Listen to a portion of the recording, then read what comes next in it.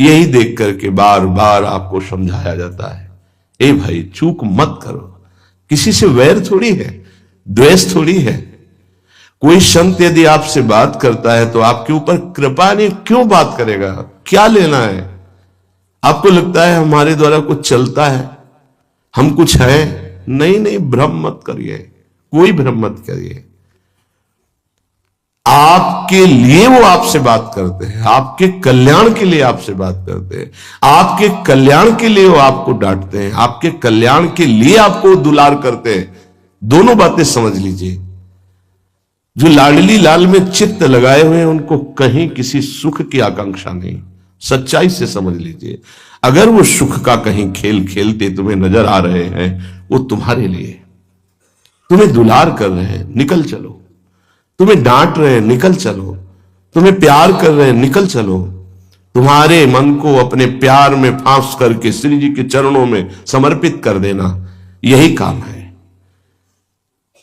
ये सब संतों का यही कार्य है। तुम्हारे संसार के प्यार में फैले हुए मन को समेटकर अपनी वाणी, अपने प्यार के बल से उसे प्रियालाल के चरणों में समर्पित कर देना। पर आपके अंदर ये चाह हो जाएगी, तभी आप उस प्यार को समेटने में सहयोग दे पाएंगे। मुझे अब इस ब्रह्मा के रचे हुए माया से मुक्त होना है। पर आप तो इन्हीं खिलौनों में राजी हैं, और जब इन खिलौनों से मन को हटाने की बात कही जाती है तो आपको बुरा लगता है। आपसे जिससे कहा जाता है कि अब आप ऐसे रहिए, मनोचिन्हारो नाय, तो आपको लगता है कि हमारे संबंधों में प्रहार कर रहे हैं। तुम्हारे संबंध जितने हैं इनका प्रहार पहले हो चुका है काल के द्वारा, तुम इनको नहीं रोक पाओगे। काल पहले ही काट चुका है सारे संबंध। बस तुम संबंध का राग लेकर के यहां से जाओगे, दुर्गति हो जाएगी। और संबंध को प्रियालाल के चरणों में समर्पित करके जाओगे तो सदगति हो जाएगी, अनुराग हो जाएगा। जो आसक्ति संसार के संबंधों में है, वही आसक्ति जब संत महापुरुषों से हो जाती तो मोक्ष का खुला हुआ द्वार, ये भगवान कपिल देव जी कहते हैं। आप अपना अधिकार अपने में मत रखिए, गुरुजनों को दे दीजिए। अब हमारे जीवन की बागडोर आपके हाथ में है, आप जिस दिशा में चाहें ले चलें। हमारा केवल आपकी आज्ञा पालन करना कर्तव्य। तो कह रहे कदापि चिन्मयादुपरि चेत स्पृहारोहणे, यदि तुम्हें इस चेतन अचेतन जगत से मुक्त होने की इच्छा जागृत हो गई है तो पहला, स्नेह का संबंध किसी से मत रखिए। स्नेह का संबंध केवल प्रियालाल से रखिए। वही स्नेह जो माता में, जो पिता में, जो भाई में, जो बंधु में, पत्नी में, पुत्र में, वही स्नेह प्रियालाल को चाहिए। आप और सब कुछ दो, भगवत प्राप्ति नहीं होगी। ये स्नेह दे दो तो भगवत प्राप्ति पक्की हो जाएगी। सबसे स्नेह करो श्यामा श्याम के संबंध से। हमारा स्नेह का संबंध श्यामा श्याम से, श्यामा श्याम के संबंध से स्नेह, कोई फर्क नहीं पड़ेगा। पर आपको अभी ये कला नहीं आती है। आप जब तक एक बार समस्त संबंधों के स्नेह को बटोर कर प्रियालाल के चरणों में समर्पित नहीं कर देते, तब तक आपको लगेगा, वाणी से बोलोगे कि सब भगवत भाव से ही, लेकिन पूरा राग यही है, ये हमारे अमुक है, हमारे अमुक है। इसलिए इस रहस्य को समझो, पहले हटो, फिर जब वो राग अनुराग में बदल जाता है तो फिर पूरे विश्व से प्यार करो, कोई फर्क नहीं पड़ेगा। सब जीवन सुख प्रीति रीति निवाहत आपनी, क्योंकि वो रीति जानता है। हमारी रीति श्यामा श्याम के संबंध से ही सबको मानना। एकांत की रति विधान करो, शब्दों को समझिए। एकांत की रति विधान करो, अर्थात हमारे हृदय देश में केवल इष्ट और गुरुदेव के सिवा किसी से प्रीति नहीं। और बहुत इस बात से हम कमजोर हैं। कहीं न कहीं हम अपनी प्रीति, हमारा दोस्त है, हमारा मित्र है, हमारा रिश्ता है, हमारा संबंध है, तो श्री जी करुणा करके आपको लाई अपने संबंध पुष्ट करने के लिए। फिर भी आप अज्ञानवश उन्हीं संबंधों को पुष्ट करते हैं जिससे आपकी दुर्गति हो जाए। जो आपके, अरे एक हिरण के बच्चा के संबंध ने एक जन्म नष्ट कर दिया, फिर और किसकी बात करें। इसलिए एकांत की रति विधान करो। एकांत की आपकी रति हो चुकी है, इसका परिचय आपके सामने भारी विपत्ति आई, मन केवल श्री जी में, भारी संपत्ति सुख संपदा केवल श्री जी में मन, यह है एकांत की रति। अब उसको कोई विचलित नहीं कर सकता। जहां विषयी जन रहते हैं, विषयी जन संभाषण करते हैं, उस स्थान में, उस भीड़ में, उन लोगों के बीच में अरुचि हो जाना। रतिम मदन मोहने विदधताम तदेकांतिकीम, एकांतिकी भक्ति, विरति, जन समुदाय, प्रपंच भाषण करने वाले, इनसे संबंध नहीं। ना संतु जनतापने प्रतिवसंतु वृंदावने, जनता अर्थात केवल विषय प्रपंच की वार्ता करने वाले, तापने, हृदय में ताप पैदा हो उनके संग नहीं, मुझे संग नहीं, कोई भी हो, प्रिया प्रीतम से तुम्हें मतलब नहीं, उनकी चर्चा से मतलब नहीं, उनके संबंध से मतलब नहीं, तो हमारा आपसे क्या संबंध। देखो, जगत के संबंध प्रियता दिखा करके भोग सामग्री दे सकते हैं, धन दे सकते हैं, व्यवस्था दे सकते हैं, पर प्रियालाल की प्रीति नहीं। पूज्य श्री रघुनाथ दास गोस्वामी जी जब अपने गृह का त्याग करके महाप्रभु चैतन्य देव की शरण में गए, तो 2-3 दिन जो महाप्रभु को भिक्षा आती थी उसी से महाप्रभु दे देते थे। उनको लगा कि नहीं, जीवन जब महाप्रभु को समर्पित है तो हमको जीने का ढंग सीखना चाहिए, कैसे हम विरक्त होकर के जिए। इतने में घर से भेजे हुए बहुत से सेवक, रुपया, सामग्री, रसोईया सब आ गया, क्योंकि बहुत बड़े धनी थे उनके पिताजी और पिता के भाई, दोनों के बीच में एक लाड़िले पुत्र थे पूज्य श्री रघुनाथ दास गोस्वामी, जिनकी समाधि राधा कुंड में विराजमान है। अब सुंदर सुंदर पकवान, भोग सामग्री घर के भेजे हुए रसोइये सब बनाते, प्रभु को भोग लगता, महाप्रभु चैतन्य देव को भी। और फिर विचार किया, क्या ये माता पिता के द्वारा दी हुई सुविधा वैराग्य में कलंक नहीं है? मेरा जीवन प्रभु के लिए, क्या मैं प्रभु आश्रित नहीं जी सकता? जब विरक्त हो गया तो माता पिता के द्वारा दी हुई भोग सामग्री से जीना निषेध है। प्रवृत्ति और निवृत्ति 2 मार्ग हैं। प्रवृत्ति मार्ग में स्वयं अधिकार हो जाता है पुत्र और पुत्री का माता पिता की संपत्ति पर, निवृत्ति मार्ग में नहीं, स्वीकृत नहीं है। निवृत्ति मार्ग में स्वीकृत नहीं। जिसने इस स्वीकृति को स्वीकार किया वो कच्चा ही बना रहता है पूरे जीवन, पक्का वो कच्चा बना रहता है। ये दृढ़ बात समझ लीजिए। आज तक इतिहास है विरक्तों का, निवृत्ति मार्ग पर अगर वैराग्य ले लिया तो माता पिता के द्वारा उसका भरण पोषण कभी नहीं हुआ। आप पढ़ करके देख लीजिए, चाहे कोई भी हो, किसी भी मार्ग का हो। जब रत्नावती जी ने, उनके लिए चिट्ठी आई, पुत्र ने भेजा कि पिता ने सभा में मुंडी का पुत्र कह के कहा, मतलब सन्यासिनी का पुत्र कह के, माता हमारी इस नाम की रक्षा करना। ये हुई चिट्ठी पढ़ी तो महल छोड़ दिया उसी समय, और नाई को बुलवाया, अपने जो राजरानी के बाल थे उतरवा दिया, और संत सभा में बैठ गए। आज से कहा राजअन्न का त्याग। अब ग्राम नगर के द्वारा दी हुई भिक्षा के द्वारा भरण पोषण होगा, इस राजा के द्वारा दिए हुए नहीं। और पति थे माधव सिंह।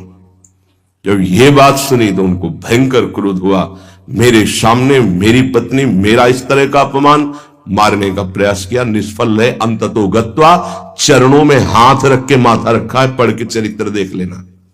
नहीं इनके महल में रहूंगी, नहीं इनका भोजन पाऊंगी।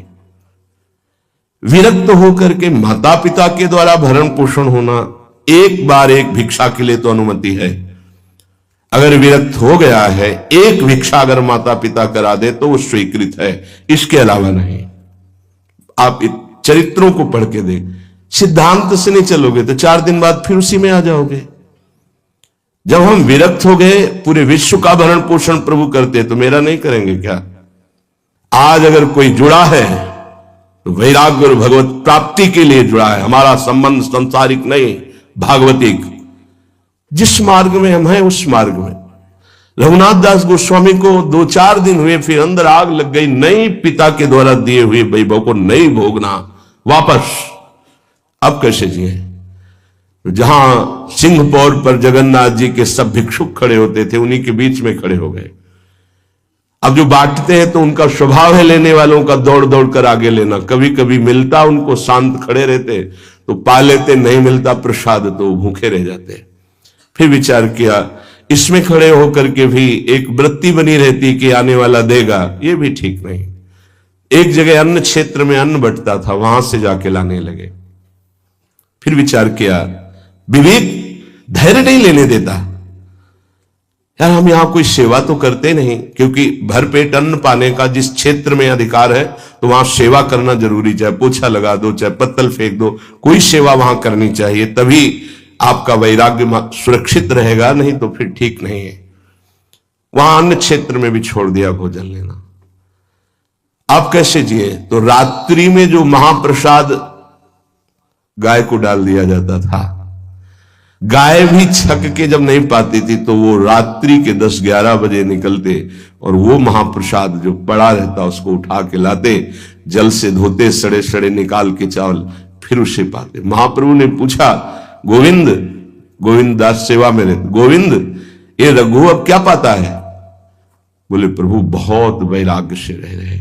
बताया तो उनका, अच्छा ऐसा अमृत अकेले अकेले पाता है, हमको कभी निमंत्रण नहीं दिया, अब हम चुपके से छीन के पाएंगे। महाप्रभु चले रात्रि के जब वो कटोरे पे इतने से चावल सही निकाल कर पारने में लगे थे, पीछे से महाप्रभु गए, से लिया। अरे प्रभु आपने, उनका इतना स्वादिष्ट अमृत पाता है और मेरे को कभी निमंत्रण नहीं दिया, निहाल कर दिया। उनके लिए आया, सोवत हु रसना रटे राधा कृष्ण सुनाम। वो जब सोते थे तो उनकी जबान से राधा कृष्ण राधा कृष्ण राधा कृष्ण। ये इस मार्ग के पथिक, निवृत्ति मार्ग और प्रवृत्ति मार्ग में अंतर है, आप लोग इस बात को समझें। निवृत्ति मार्ग श्री जी के भरोसे का है, आप विश्वास कीजिए। जब इष्ट के भरोसे में, तो जिनकी पलक झपकते अनंत ब्रह्मांड रचना हो जाती, उनके लिए कोई ये बड़ी बात हो गई क्या? ये कोई बड़ी बात है उनके लिए? हम उनका भरोसा त्याग करके निवृत्ति मार्ग के होकर के और परिवार के द्वारा भरण पोषण हमारा हो, भाई ये तो नहीं समझ में आता। भरोसो दृढ़ इन चरणन केरो। निवृत्ति मार्ग तो निवृत्ति मार्ग, प्रवृत्ति मार्ग तो प्रवृत्ति मार्ग। प्रवृत्ति निवृत्ति, निवृत्ति में प्रवृत्ति, बहुत समझकर संभल कर चलना पड़ेगा। जो मार्ग भगवान ने बनाया उसके अनुसार। तो कह रहे न संतु जनता, तुम्हारा व्यवहार जनता से नहीं होना चाहिए। व्यवहार शून्य व्यवहार है, ध्यान रखना। दसों हजार लोगों के दर्शन होते हैं, एक का भी परिचय नहीं है। हजारों लोगों से संभाषण है, एक भी हमारा मित्र नहीं है कि ये हमारा है, तुम लोग इसके साक्षी हो। ये हमारा बंदा है, एक भी नहीं। साफ श्री जी के हो, श्री जी से संबंध है, मैं सिर्फ एक नौकर हूं। श्री जी की बात आपको बता देता हूं, आपकी बात श्री जी को बता देता हूं। हमारे श्री जी इसके सिवा कोई नहीं। एकांत की रति, जनता से संबंध रहित, श्री जी के संबंध से सब जीवन सो प्रीति। श्री वृंदावन में वह चिदानंद रस को प्राप्त होता है। यह है रहनी। वृंदावन इह विधि बसे, तज के सब अभिमान, तृणते नीचो आपको जाने सोई जान। ये समझ जाओ किस बात का आश्रय लिए हो। जिनको ब्रह्मांड रचने में सेकेंड नहीं लगा है, वो हमारी प्रियाजू के अधीन है। हमको कुछ अपनी व्यवस्था के विषय में सोचना, मानो शरणागति के विषय में आपको अविश्वास, कलंक है ये बात। ये बिल्कुल भरोसे पे हो जाओ, फिर सामने देखो क्या होता है। बिल्कुल भरोसे पे हो जाओ। गुरुजनों ने कभी भी अन्य आश्रय नहीं होने दिया, कभी भी। अन्य जगह जगह बचाते। वो जानते हैं कि अन्य आश्रय, धन का आश्रय, वस्तु का आश्रय, व्यक्ति का आश्रय, तुमसे सच्ची बताते हैं, गुरुजनों की कुछ बातें बाद में समझ में आती, पहले समझ में नहीं आती। केवल श्री जी का भरोसा रखो, जिसने आज दिया है वही कल देगा। जब गुरु जी को कोई कहता कि कभी काम में आ जाएगी ये वस्तु, रख लो, तो बोले इसी को मिटाने के लिए बाबा जी हुए हैं। जब कभी काम में आनी होगी तो तुरंत श्री जी भेजेंगे, हम इसको पहले से क्यों रखें। ये हमें चाहिए कि केवल श्री जी का आश्रय लेकर वृंदावन वास हो। देखना कितना आनंदित रहोगे। फिर रोना आता है, तुम्हारे आंसू फिर निकलेंगे। जब आप एकांत में होंगे, आपका कोई नहीं होगा और आपकी परिस्थिति विपरीत होगी, तब जो शरणागति होती है वही भगवत प्राप्ति कराती है। जब तक विपरीत परिस्थिति नहीं आएगी तब तक शरणागति परिपक्व नहीं होगी। बात लिख लीजिए, चाहे वो द्रौपदी जी हो, चाहे गजराज गजेंद्र जी हो, चाहे कोई भी हो, जब ऐसी विपरीत परिस्थिति आए कि कोई भी सहयोगी नहीं रह गया, तब शुद्ध शरणागति और भगवत साक्षात्कार। उस दिन के लिए तैयार रहो और मांगो कि हमारी आसक्ति का नाश करने के लिए परिस्थिति ऐसी दे दो प्रभु कि सिर्फ आप पर दृष्टि हो, सिर्फ आप पर, ना कोई हमारा नाम किसी के, सिर्फ आप। मेरे तो गिरधर गोपाल, दूसरों न कोई। बात समझो, सत्संग की बात को समझो, परमार्थ की बात को समझो। तो जब कोई हमारे जीवन में प्रश्न आता तो जो नील चादर ओढ़े हुए विराजमान है उनकी चादर की तरफ देखते, आकाश की तरफ, बाहर निकलकर आकाश की तरफ देखते। तत्काल उत्तर मिला है हमको, तत्काल भाग, यहां से भाग। झोला टांगा, रात्रि में भागे, जब भागे तब रात्रि में भागे। भागो भागो भागो, भागते भागते अब पायो परम विश्राम। अब वृंदावन, श्री वृंदावन विश्राम, सब सोहित निष्काम मत, श्री वृंदावन विश्राम। हे भागते रहो, संबंधों से भागते रहो, आश्रयों से भागते रहो। एक आश्रय केवल हरि गुरु का, बस एक विश्राम स्थल। जैसे आप रखो, जैसे आप रखो, हम उसी में राजी हैं। समस्त प्राणियों को वृंदावन के नमस्कार बुद्धि से देखो। देखो यहां की रहनी, वृंदावनी विधि बसे तज के सब अभिमान, तृणते नीचो आपको जाने सोई जान। तृण से नीच अपने को जो जानता है सबको नमस्कार करेगा। और सच्चाई में देखो तो ऐसा ही है, कुछ नहीं है। कोरा अहंकार केवल है। क्या है हमारे अंदर? कुछ नहीं।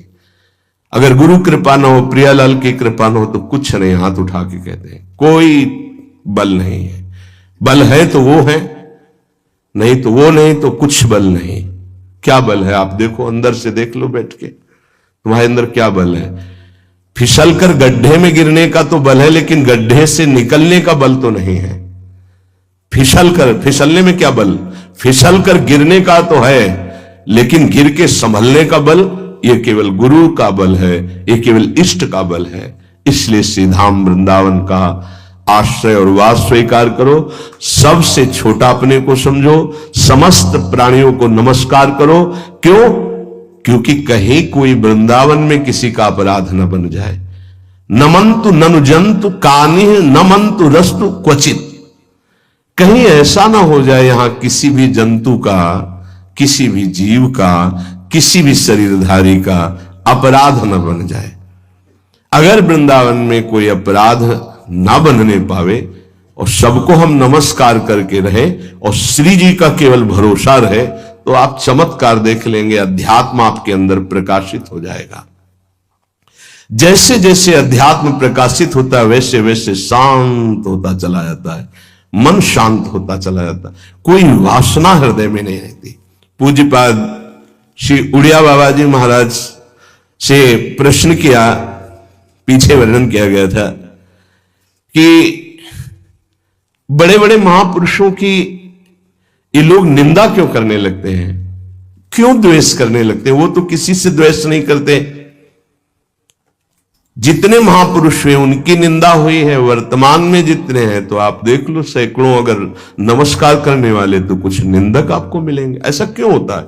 क्योंकि संत तो किसी से द्वेष नहीं करते, द्रोह तो उनके हृदय में होता नहीं। अद्वेष्टा सर्वभूतानाम, फिर ये क्यों होता है? निंदा क्यों करते हैं?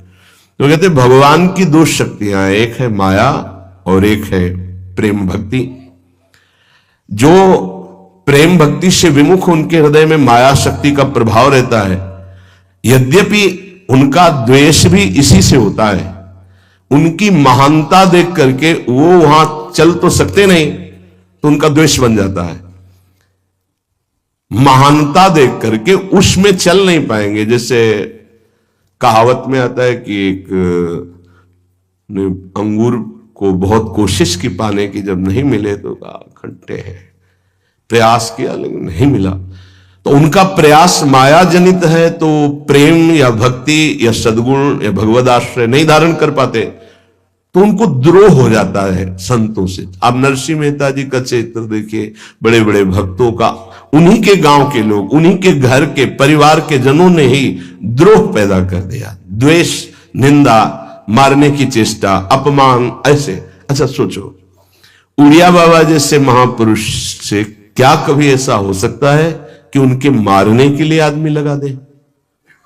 विचार करके देखो। पैसा देकर भेजा गया था कि सत्संग में जाके नाक काट लो। वो आदमी चुपचाप चाकू लेकर के आया और प्रणाम के बहाने तो संतों के सामने कौन रोकता, तत्काल चाकू निकाली और जे भी मारा तो हाथ पकड़ते पकड़ते चावल भर नाक में चल, मतलब थोड़ा सा ऐसे खून निकलने लगा। ऐसे बाबा ने रोका, पकड़ा और गुफा में ले गया। आज भी गुफा नीचे जो बनी हुई, बैठे और गरम दूध चीनी डाल के मंगवाया, पिलाया और कहा धैर्य धारण करो, बिल्कुल डरो मत, तुम्हें कोई नहीं मारेगा, तुमने ऐसा क्यों किया? तो रो पड़ा संत कृपा देख के और कहा बाबा मुझे इतने 1000 रुपए देने की बात कही गई थी कि बाबा मैं गरीब आदमी हूं, पैसे के लोभ से बुद्धि मारी गई। उन्होंने कहा बस तुम ऐसे नाक में चाकू मार देना ऐसा। बाबा ने कहा कोई बात नहीं, कहां से आए हो? बोले हाथरस के हैं। बाबा ने ये नहीं पूछा कि किसने भेजा है। चतुरता इस बात की कि सब शिष्य थे, अगर ये पता चल जाए कि किसने, तो उससे द्रोह हो जाएगा ना, बस इतना पूछा था क्यों तुमने ऐसा किया? तो बोले मुझे पैसा दे। ये नहीं पूछा किसने किया, क्योंकि उससे द्वेष हो जाएगा। अपने शिष्यों से कहा शपथ है हमारी, इसे डांटना भी नहीं और हाथरस की बस में सुरक्षित बैठाल करके आओ, चलो जाओ। बोलो ऐसे महापुरुष को फिर बाद में लीला, द्वेष की हद हो गई, संसार द्वेष की सूली पे चढ़ा दिया, जहर पिला दिया। मीरा जी को जहर पिला दिया, प्रहलाद जी को क्या? क्यों ऐसा करते हैं लोग? बोले माया से आसक्त चित्त वाले जब भक्त को देखते हैं तो उनके अंदर गाली देने का मन होता है, जलन पैदा होती है। स्वभाव ऐसा स्वाभाविक है। उनके हृदय में इतना द्वेष पैदा होता है कि वो दुष्ट हृदय कैसे इनकी हानि हो, बस ये सोचते हैं कैसे इनकी। बड़ा विचित्र खेल है ये संतों के साथ। क्यों पलटू बाबा को अयोध्या में झोपड़ी में ही आग लगा दी आसपास से, ऐसा क्यों होता है? तो बोली माया शक्ति कि जिसके हृदय में माया का प्रभाव, मलिन हृदय होता है, वो संतों से स्वाभाविक द्वेष करते हैं, जो कि द्वेष के पात्र नहीं है। वो किसी से वो द्वेष नहीं करते। एक संत आप चरित्र उठा करके देखो, संतों से द्वेष करने वाले प्रत्येक महापुरुष के जीवन में देखा गया कि द्वेष करने वाले, और कोई कोई तो उन्हीं के पार्षदों के रूप में द्वेष करने लगे, उन्हीं के पार्षद बनकर उनकी खिलाफत करने लगे और उन्हीं के पार्षदों के द्वारा उनको सूली पर चढ़ाया गया। बड़ा विचित्र माया का खेल है। इसी से वो भक्तों की निंदा करते हैं और भक्तों से द्रोह करके अपना सर्वनाश कर लेते हैं। तो क्या इससे बचा जा सकता है? यदि भगवान का नाम जप करने लगे, भगवान का आश्रय ले ले, तो दृष्टि बदल जाएगी। आप देख लेना, दृष्टि बदल जाएगी। नाम जापक सहृदय होता है, वो घोर पापी पर भी प्यार करता है। लोग समझते नहीं उनके हृदय को। घोर पापी को भी वो प्यार करके भगवान से मिलाना चाहते हैं। यदि आप नाम जप करते हैं तो आप बच सकते हैं, नहीं संत द्रोह की वृत्ति अंदर पैदा हो जाएगी। ये माया है। ये जहां किसी महापुरुष का यश सुन तो वही निंदा शुरू कर देता है, क्योंकि माया उसका पतन कराती है और भक्ति उत्थान कराती है।